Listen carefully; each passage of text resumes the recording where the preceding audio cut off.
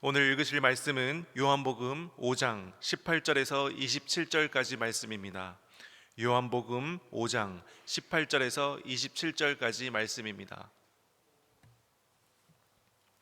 제가 읽고 마지막 절 다 같이 합독하도록 하겠습니다.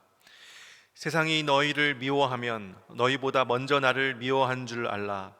너희가 세상에 속하였으면 세상이 자기의 것을 사랑할 것이나 너희는 세상에 속한 자가 아니요 도리어 내가 너희를 세상에서 택하였기 때문에 세상이 너희를 미워하느니라. 내가 너희에게 종이 주인보다 더 크지 못하다 한 말을 기억하라. 사람들이 나를 박해하였은즉 너희도 박해할 것이요 내 말을 지켰은즉 너희 말도 지킬 것이라. 그러나 사람들이 내 이름으로 말미암아 이 모든 일을 너희에게 하리니 이는 나를 보내신 이를 알지 못함이라. 내가 와서 그들에게 말하지 아니하였더라면 죄가 없었으려니와 지금은 그 죄를 핑계할 수 없느니라. 나를 미워한 자는 또 내 아버지를 미워하느니라.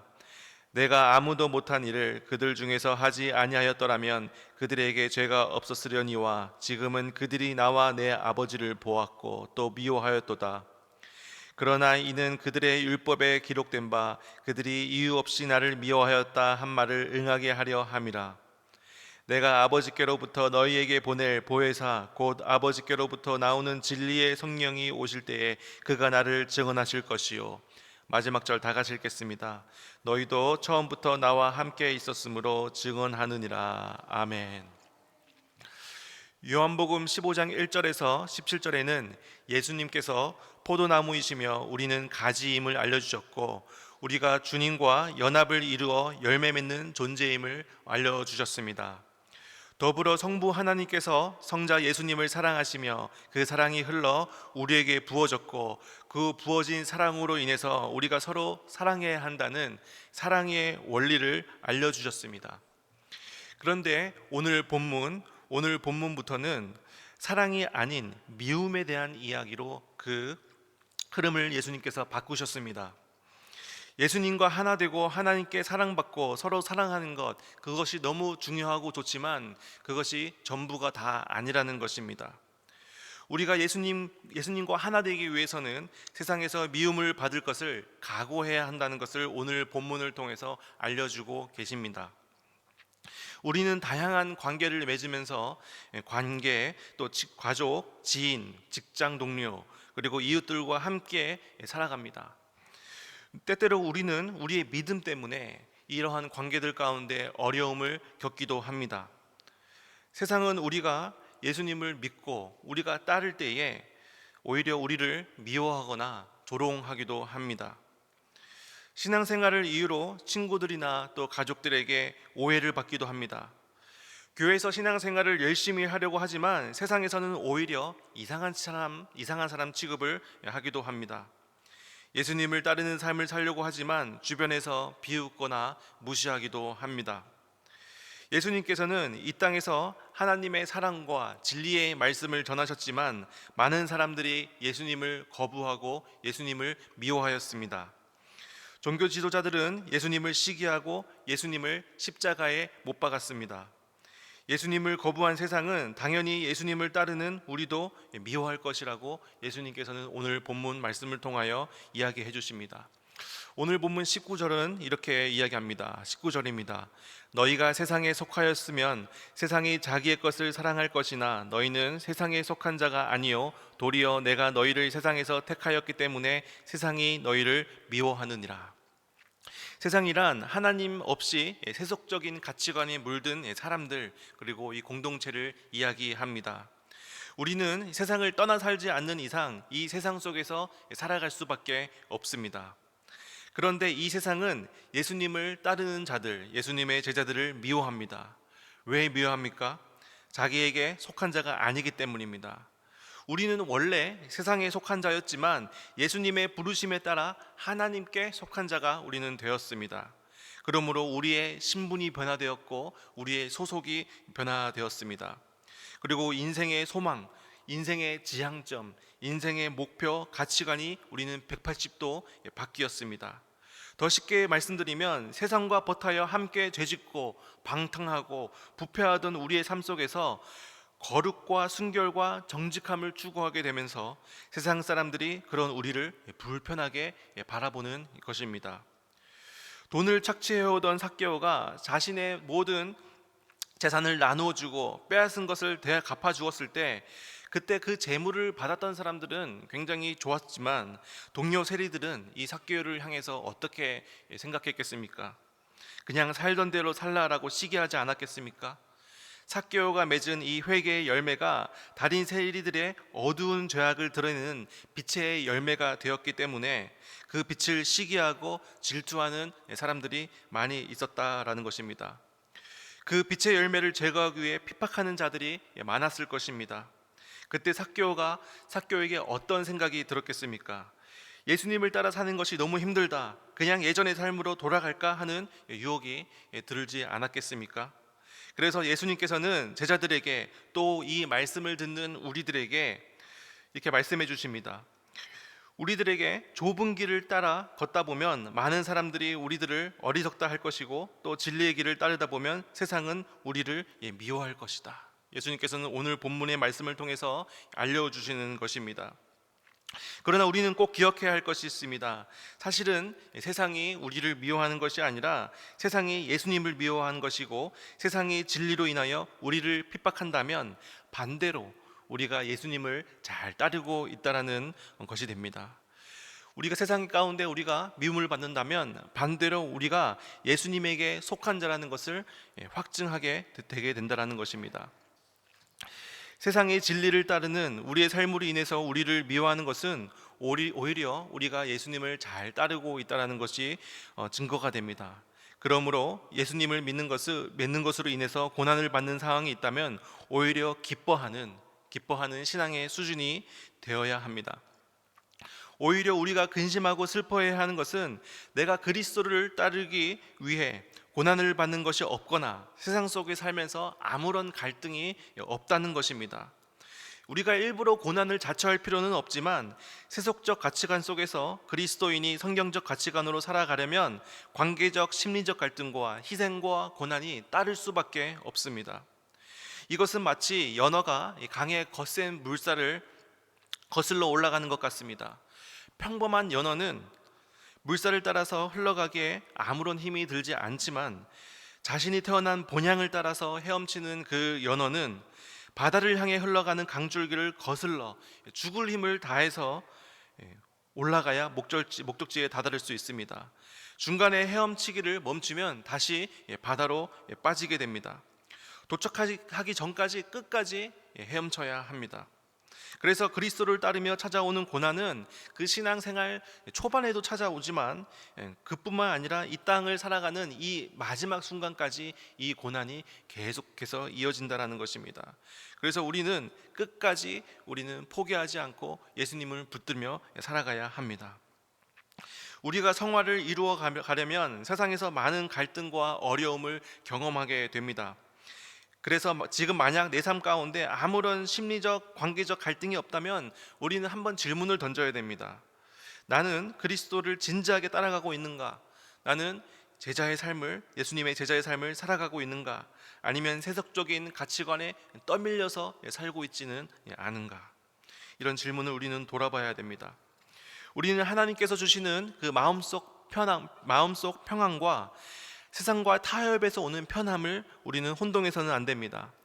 세상에서 불편할지라도 하나님께 주시는 평안을 구하는 것이 그리스도인의 삶일 줄로 믿습니다. 20절은 이렇게 기록되어져 있습니다. 내가 너희에게 종이 주인보다 더 크지 못하다 한 말을 기억하라. 사람들이 나를 박해하였은즉 너희도 박해할 것이요 내 말을 지켰은즉 너희도 내 말을 지킬 것이라. 예수님은 우리의 주인 되십니다. 종은 주인이 가는 그 길을 뒤따라 가야 합니다. 그래서 주인의 길을 종인 우리가 가지 않을 수 없고, 또 주인이 당하신 그 박해를 그분의 뒤에 따르는 종이 피할 수 없습니다. 그러므로 예수님께서 핍박을 당하신 것처럼 우리도 똑같이 핍박을 당하게 되는데, 그래서 예수님을 제대로 믿다가 고난이 오고 박해가 오면 그것은 괴롭고 두려워하는 일이 아니라 오히려 당연한 일이고 환영할 일이고 기뻐할 일이라는 것입니다. 내가 예수님을 잘 따르고 있다는 증거가 됩니다. 보통 지금까지 살아오면서 우리가 배부르고 살만하게 되었을 때 신앙생활을 더 간절하게 하게 됩니까? 아니면 정말 힘들고 어려울 때 신앙생활을 더 열심히 간절하게 하게 됩니까? 당연히 어려울 때 우리는 더 간절하게 됩니다. 사람은 그렇게 될 수밖에 없습니다. 사람은 편안해지면 해이해집니다. 그리고 이상하게 편해지면, 그리고 또 좋아지면 사람이 눈이 다른 데로 향하게 됩니다. 도덕적으로 타락하는 경우를 보면 고난을 당하고 어려운 경우에 타락하는 경우보다 대부분 편안할 때, 평안할 때 더 타락하게 됩니다. 삶을 통해서 우리는 더욱더, 이 박해를 통해서 우리는 더욱더 간절히 하나님을 붙잡게 되고, 더욱더 간절히 하나님을 알게 되고, 더욱더 뜨겁게 하나님을 만나게 됩니다. 유대인들에게 예수 그리스도라는 이름은 하나님을 모욕하는 불경한 이름으로 여겨졌습니다. 왜냐하면 신명기에 나무에 달린 자는 하나님께 심판과 저주를 받을 자라는 말씀이 있어서 나무 십자가에 달린 예수는 결코 하나님의 아들 메시아가 아니라고 생각을 했습니다. 그래서 예수를 메시아라 부르고 그를 따르는 일은 엄청난 불경죄가 되었습니다. 또한 로마인들에게 주 예수 그리스도라는 이름은 로마 황제를 모욕하는 일이었습니다. 주라는 단어는 당시 오직 로마 황제에게만 사용할 수 있는 단어였습니다. 그러나 예수님의 제자들은 예수님을 주 예수 그리스도라고 부름으로써 세상으로부터 박해를 피할 수 없는 존재가 되었습니다. 유대인들로부터 박해를 받게 되었고 또 로마로부터 박해를 받게 되었습니다. 유대교를 부정하는 일도요 부정하는 일이 되고, 또 로마 황제가 세계의 주인임을 부정하는 것이 되기 때문입니다. 제자들을 핍박한 자들에게 공통점이 있는데 예수님이 누구이신지 몰랐다는 점입니다. 그들은 예수님을 보내신 분, 그분이 하나님이심을 몰랐습니다.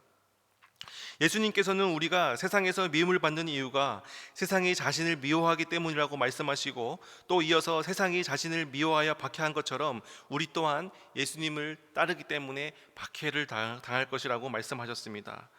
그러나 감사하게도 그 세상 속에서 예수님을 따르는 거룩한 무리가 생긴 것처럼 제자들의 사역을 통해서도 하나님의 말씀이 전해져서 예수님의 제자들이 계속해서 세워질 것을 예수님은 말씀하고 계십니다.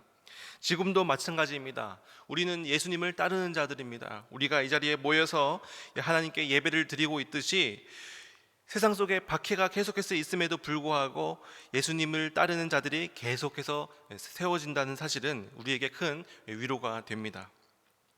많은 사람들은 자신을 따르려고 할 때 달콤한 약속을 강조하고 그로 인해 약이 될 어려움과 문제점들은 말하지 않거나 축소합니다. 그래야 사람들이 많이 따라오기 때문입니다. 그러나 예수님은 그러신 분이 아니십니다. 자신을 따를 때 찾아올 최악의 사항을 담담히 말씀해 주시고 놀라거나 이상하게 여기지 않도록 준비시켜 주십니다. 예수님은 자신을 믿고 따르는 자들에게 세상에서의 성공이나 부와 명예를 약속하지 않으셨습니다. 오히려 오늘 본문을 통해 예수님 자신과 똑같은 대우를 받게 될 것이라고 말씀하십니다. 그럼에도 제자들이 예수님을 따르는 이유는 무엇입니까? 그 길이 생명의 길, 구원의 길, 진리의 길이기 때문입니다. 우리도 하나님을 알지 못하는 이들이 우리를 핍박하고 조롱할 때 우리는 이상해 여기거나 당황해 할 필요가 없습니다. 이미 예수님께서 예견해 주신 그런 고난이기 때문입니다. 물론 알고 맞는다고 아프지 않는 것은 아닙니다.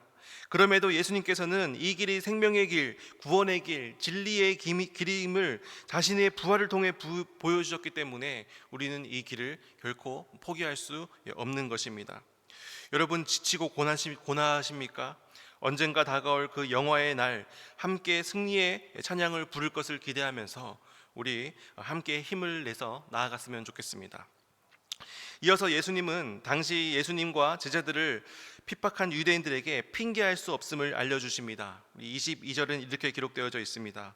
내가 와서 그들에게 말하지 아니하였더라면 죄가 없으려니와 지금은 그 죄를 핑계할 수 없느니라.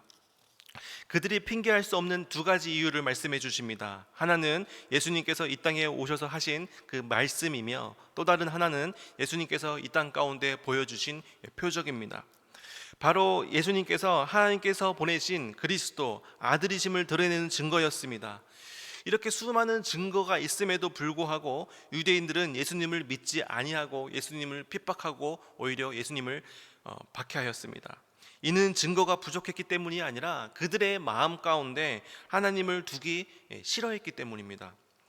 현대를 살아가는 불신자들도 최후의 심판 때에 증거가 없기 때문에 하나님을 믿지 않았다고 핑계할 수 없습니다. 로마서 1장 20절에 보면 창세로부터 그의 보이지 아니하는 것들 곧 그의 영원하신 능력과 신성이 그가 만드신 만물에 분명히 보여 알려졌나니 그러므로 그들이 핑계하지 못할지니라 라고 말씀하십니다. 하나님께서는 질서정연하게 창조된 이 자연 만물을 통해서 이 세상에 설계자, 창조자가 있음을 계속해서 말씀하고 계십니다. 그리고 특별 계신 성경을 통해서 하나님을 인격적으로 알게 하셨습니다. 또 계시의 정점으로 예수님을 통해서 또 십자가의 사건과 부활을 통해서 그 하나님의 살아계심을 드러내셨습니다. 결코 증거가 부족하기 때문이 아닙니다. 하나님보다 자신을 혹은 세상을 더 사랑하기 때문에 그 마음속에 하나님을 두기 싫은 그 마음 때문에 그들은 하나님을 거부한 것입니다. 그리고 그것에 대해 책임을 핑계할 수 없는 순간이 마지막 날에 분명히 오게 될 것입니다.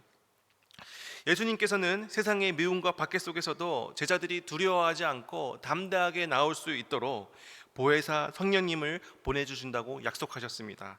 오늘 본문 26절입니다. 내가 아버지께로부터 너희에게 보낼 보혜사 곧 아버지께로부터 나오는 진리의 성령이 오실 때 그가 나를 증언하게 하실 것이요. 우리의 인간의 연약함으로 우리는 그 세상의 박해와 세상의 핍박 가운데 두려워할 수 있지만 그 성령님의 도우심으로 우리는 담대하게 나아갈 수 있다라는 것입니다. 예수님은 성령님이 오셔서 하실 일과 성령님의 도우심을 받은 우리가 해야 될 그 사명에 대해서 말씀하십니다. 여기서 보혜사, 성령님, 보혜사라는 단어는 돕는 분, 변호사, 위로자, 중보자를 의미합니다. 즉 성령님은 우리를 도우시고 보호하시고 인도하시는 분으로 우리가 신앙을 잘 지키고 복음을 담대하게 전할 수 있도록 우리를 도와주시는 분이십니다. 예수님께서 승천하신 후에도 이 성령님은 그 예수님의 제자들과 함께 하시면서 그들을 인도하고 능력을 주실 것을 약속하셨습니다. 예수님은 성령님을 진리의 성령이라고 부르셨습니다. 성령님은 세상의 거짓과 미혹 가운데서도 하나님의 진리를 깨닫게 하시고 예수님을 믿게 하시며 우리의 믿음을 굳건하게 해주십니다.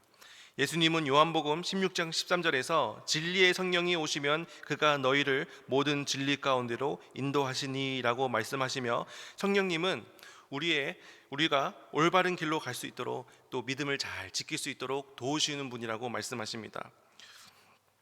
사도행전에서 성령님이 임하신 후에 베드로가 제자들이 담대하게 복음을 전했던 것처럼 오늘 이 시간에도 성령님께서 우리와 함께 하시고 우리가 이 세상의 박해와 이 세상의 핍박 가운데서도 담대하게 또 복음을 전하며 그리스도인으로서 살아갈 수 있도록 성령님께서는 우리를 도우십니다.